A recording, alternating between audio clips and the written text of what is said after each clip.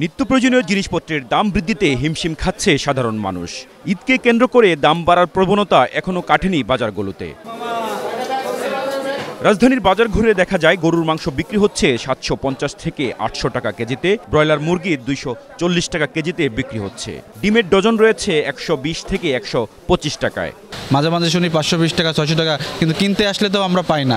আসলে 780, 750 এর নিচে কোথাও পাওয়া যায় না। ঈদের আগে মনে করেন 260 টাকা, 50 টাকা এরকম বিক্রি করছি। এখন কমে আসতেছে, 235-40 বিক্রি করতেছে এখন।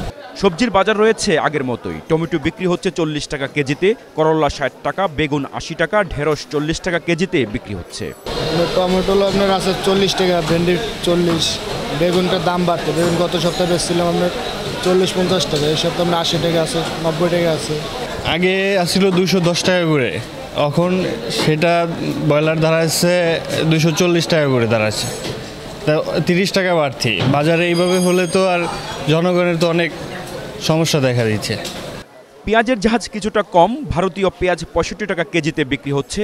এছাড়া মাছের বাজার রয়েছে চড়া, চিংড়ি বিক্রি হচ্ছে 700 টাকা কেজিতে, রুই বিক্রি হচ্ছে 350 টাকায়। রকিব মানিক, এশিয়ান টেলিভিশন, ঢাকা।